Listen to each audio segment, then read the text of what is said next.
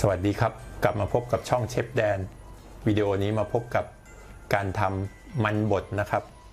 ก็จะเป็นตัวมันบดนะครับแบบง่ายก็จะมีก็มาดูส่วนผสมกันก่อนนะครับก็จะมีตัวมันฝรั่งนะครับอันนี้ผมใช้ประมาณ4หัวนะครับมันฝรั่งมีเกลือนะครับสำหรับการปรุงรสแล้วก็เกลือสำหรับไว้ต้มตัวมันฝรั่งนะครับให้มันรวดเร็วซุยเร็วนะครับสุกเร็วขึ้นนะครับมีเนยจืดนะครับมีพริกไทยนะครับตัวพริกไทยแล้วก็มีตัวครีมหรือว่านมสดก็ได้นะครับตัวส่วนผสมต่างๆเนี่ยเดี๋ยวผมขึ้นไว้ให้ที่ช่องคำบรรยายนะครับแล้วก็ในวิดีโอนะครับแล้วก็อันนี้ก็จะเป็นตัวอุปกรณ์สำหรับการบดมันนะครับหาได้ทั่วไปนะครับตาม Lazada Shopee ก็มีนะครับอันนี้แล้วแต่หรือว่าบางครั้งเราไม่มีก็สามารถใช้เป็นกระชอนก็ได้นะครับกระชอนแล้วก็ต้มมันให้สุกร่วนดีแล้วก็นำมาบดกับกระชอนเหมือนเราบดกล้วยน้ำว้าอะไรอย่างเงี้ยนะครับก็สามารถใช้ได้ครับก็มาดูขั้นตอนการทำกันนะครับหลังจากนั้นเราก็มาเปิดไฟนะครับเปิดไฟเสร็จแล้วก็เราก็ใส่ตัวมันฝรั่งนะครับในหม้อที่เราต้องการนะครับอันนี้ผมตั้งใจว่าจะทำมันบดไว้เสิร์ฟคู่กับสเต็กนะครับก็ใช้ปริมาณไม่เยอะมากนะครับหลังจากนั้นก็ใส่ตัวเกลือตามลงไปนะครับอันนี้ก็ประมาณ1ช้อนชานะครับหลังจากนั้นก็ปิดฝาเลยครับแล้วก็รอจนมันเดือดหลังจากนั้นก็รอจนมันฝรั่งเดือดนะครับแล้วก็ค่อยมาเช็คความสุกของมันฝรั่งอีกครั้งหนึ่งนะครับก็เรียบร้อยแล้วนะครับตัวมันได้ที่แล้วก็ตามลักษณะที่ผมต้องการก็คือนุ่มพอดีนะครับนี่เดี๋ยวผมลองบดให้เพื่อนๆดูนะครับมันก็จะบดง่ายจะซุยละเริ่มซุยละอาจจะต้องการมากกว่านี้ก็ได้แต่ผมคิดว่าตัวนี้ใช้ได้แล้วนะครับอันนี้ก็ทำให้ดูนะครับอันนี้ผมจะไปทำมันบดก็จะทำในหม้อนี้เลยนะครับเดี๋ยวผมจะไปทำการรินน้ำร้อนออกนะครับรินน้ำร้อนออกทั้งหมดแล้วก็ให้มันฝรั่งแห้งเสด็จน้ำนะครับหลังจากนั้นก็จะนำมาใช้ตัวบดตัวนี้นะครับ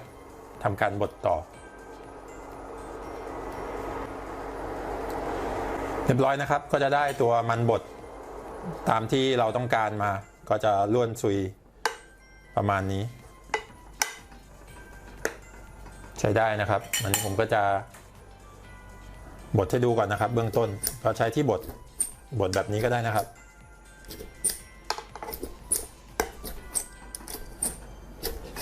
ก็สะดวกถ้าเราต้มมันได้ล้วนดีเนี่ยก็จะทำง่ายครับ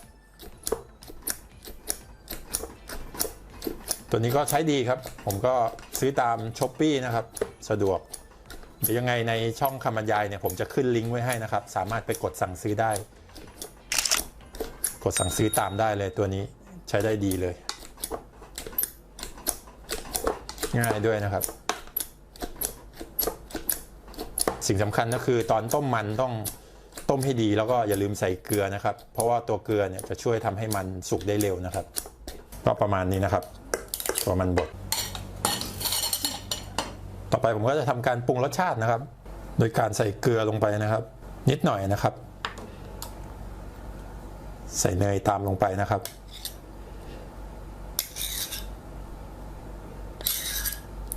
แล้วก็พริกไทยนะครับ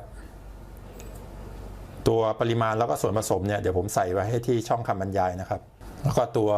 นมหรือครีมนะครับชอบข้นมากข้นน้อยก็สามารถบดได้นะครับอันนี้ผมคลุกรวมกันสักนิดก่อนนะครับ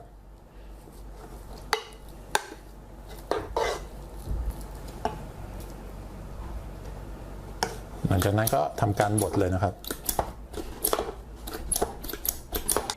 จะหอมนมหอมเนยนะครับตอนนี้ผมใส่เป็นวิปปิ้งครีมนะครับก็จะยิ่งมีความครีมมี่แล้วก็ ข้นน่ากินเพิ่มมากขึ้นนะครับหอมแต่สามารถใช้นมสดแทนได้นะครับหรือว่า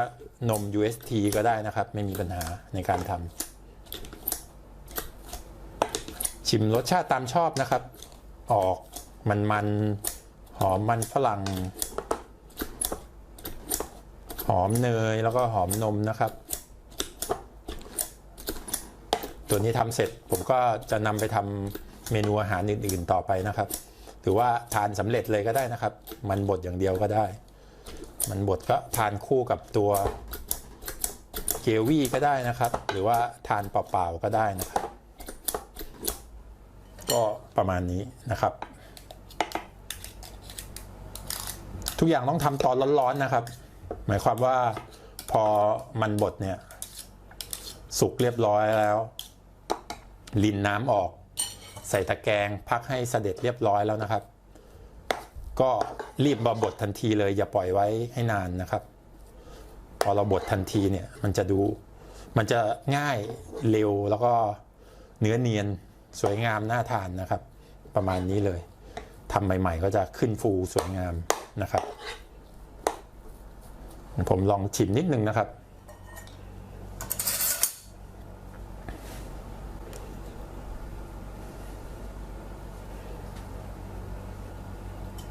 ก็ใช้ได้แล้วครับรสชาติตามที่ผมต้องการก็ประมาณอ่อนหอมมันแล้วก็กินกำลังพอดีนะครับปลาแรมเค็มนิดๆอ่อนๆเลยนะครับเรียบร้อยครับประมาณนี้ครับสำหรับตัวมันฝรั่งบดนะครับ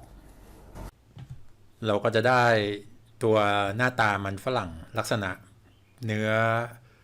ข้นประมาณนี้นะครับแล้วแต่ว่าเราต้องการแบบเหลวหรือแบบว่า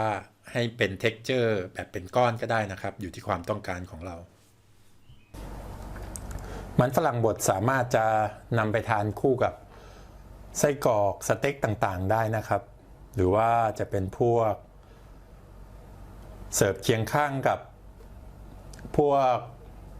อาหารอื่นๆในบุฟเฟ่ต์ไลน์ก็ได้นะครับหรือว่าจะนำไปทำเป็นไซด์ดิชก็ได้ไม่ว่าจะนำไปคลุกทอดกับเกล็ดขนมปังต่างๆก็ได้นะครับก็จะเป็นลักษณะเหมือนโคเก็ตนะครับ